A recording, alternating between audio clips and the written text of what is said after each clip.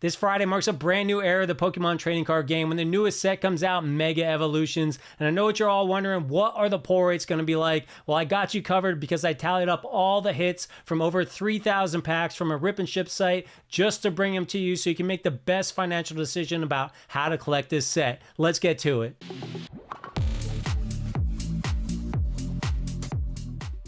Mega Evolution drops this Friday, and I'm super excited about it. So many fantastic chase cards in this set. The special illustration rares are absolutely phenomenal. The illustration rares are great, and those super hard to chase down gold cards are looking absolutely phenomenal. The best gold cards we've seen yet, and there's only 2 of them, so that's really going to help with tracking them both down.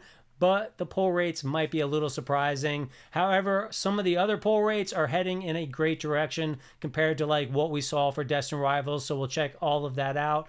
Now, I've already seen people spending like $12 a pack on Whatnot. That's absolutely insane. That's like $430 a booster box. Absolutely crazy. I really cannot stand the amount that people are spending these days on Pokemon cards. It's really kind of ruining it for a lot of people who just don't want to spend that kind of money. But it's your choice. So anyways, here we are. Here's the pull rates. You make the best decision about how you want to spend your money when you see these numbers, and let's get to it. First off, you got the normal EX cards. Those are coming up 1 every 5 packs. Not too bad. I think in the past it's been about 1 every 6 packs, so it's slightly better. If there's some good playable cards in here, they'll be a lot easier to get and a little cheaper on your wallet if you're trying to build out a deck to play in these. There are 10 total to catch in this set, which means that any specific one is going to take about 50 packs to track it down. Moving on to illustration rares. Phenomenal illustration rares. Love this Marshadow. Love my boy Bulbasaur. Absolutely phenomenal. We are looking at 1 in 9 packs to get these. That is headed in a great direction. I believe Destined Rivals was closer to 1 in 12. Now, Black and White were about 1 in 6, but that's because there was just so many in there. Just absolutely crazy to chase them all. But I really like this 1 in 9. Definitely better than Destined Rivals and definitely better than the whole Scarlet and Violet era. So 1 in 9 is great. You're looking at about 4 per booster box on average. Sometimes you get less. Sorry, when you're one of those people. It definitely hurts if you get less and then you don't get a special illustration rare, which as you see, you won't get 1 in every booster box. There's 22 total illustration rares in this set to catch, so any specific one is going to come up almost 1 every 200 packs. Moving on to full art Pokemon. The Pokemon specifically are coming up about 1 every 27 packs. There's going to be 10 to catch, and that means any specific one is going to come up about 1 every 270 packs. Moving on to the trainers, they're coming up about 1 every 23 packs, and there's 12 to catch, which is about the same as the Pokemon full arts here, or the double rares, or whatever the heck they call them these days. You're looking at any specific one about 1 in 276 packs to track it down. Now, any full art in general, whether it's a Pokemon or a trainer, is about 1 every 12 packs. Not too bad. And there's 22 total to catch, so you're looking at about 1 every 264 packs in order to track down any specific one, like my boy Venusaur here. Love that card. Moving on to the special illustration rares, you know the ones we really want to chase. There's some phenomenal ones. I love these 2. I love the Absol. There's just so many in here. Acerola, love that card. The artwork is just absolutely phenomenal on the Acerola. These are coming up 1 every 78 packs. That's not too bad considering that Destined Rivals was closer to about 1 every 100 packs, so it's in a little bit of a better direction. Now, there are 10 total to catch in this set, so any specific one, you're looking at about 780 packs in order to track it down. And the hyper rares, the gold cards, there's only 2 of them to track down, and they came up about 1 every 780 packs. Now, this you really have to take with a grain of salt because when you're only ripping about 3,000 packs, you don't have a huge sample size. But for these guys, in that amount of packs, they got 4 total. And so any one of these came up about 1 every 780 packs for them.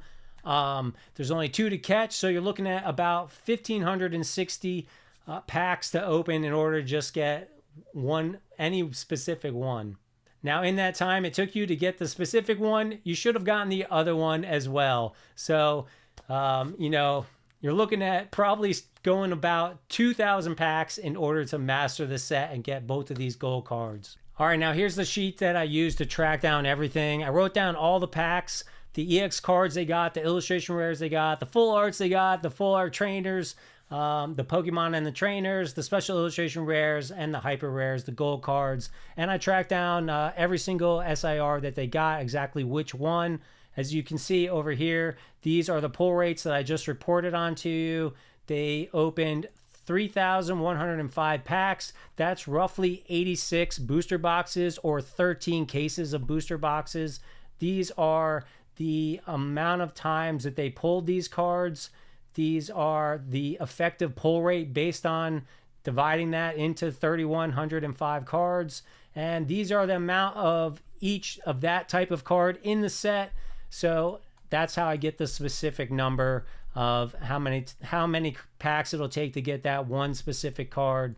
So it took them about 2,300 packs in order to master the set. If you are actually able to spend $4 a pack, you're looking at spending about $9,200 to rip to actually catch every single Pokemon from this set, which is kind of crazy, but that's kind of typical what it's like. Now, if you're interested in their special illustration rares and how it broke down, these are what they got. They got 4 Mega Venusaurs, 5 Lucario. Everything was kind of the same, except for the Mega Gardevoir, they only pulled 2 out of the 3,000 packs. They got a lot of Lieutenant Surges. Bargain, that's the one they got the most out of the special illustration rare. Lily also only came up 2 times, and Wally only came up 2 times, with Acerola's Mischief kind of right in the middle with that 4 total out of the 3,000 packs. So there's all the pull rates, what you kind of expect as you can rip. Let me know what you guys think about the pull rates. I think they're slightly better. I like the 1 in 9 for the illustration rares. Definitely in a good direction there. Special illustration rares, not too bad. 1 every 80 packs. Of course, we'd love for it to be slightly better, but it's just not. You can roughly guess that about every 2 booster boxes is going to have a special illustration rare, which is sort of where we've been in the past, like with Destined Rivals, Surging Sparks, etc. So it's kind of on par there. It's definitely going to take a lot of packs to get those hyper rares. I'm definitely glad there's only 2. That makes it a lot easier to try to get them both. Having like 5 gold cards that are 1 in 900 packs a piece or whatever is definitely difficult to track them all down. Now, fortunately, in the past, the gold cards were really cheap. I don't think that's going to happen anymore. These are going to be extremely expensive, a lot like the black and white rares, the Zekrom and the Reshiram. And man, God forbid that it's going to be like the red Victini, but I have a feeling, I don't know, Victini's pretty popular, but I gotta say, Lucario and Gardevoir are extremely popular as well, and these gold cards look great. Let me know what you guys think of the pull rates. If you enjoyed this video, please like it. It really helps me a lot. Subscribe if you want more content from me, and I'll catch you in the next video.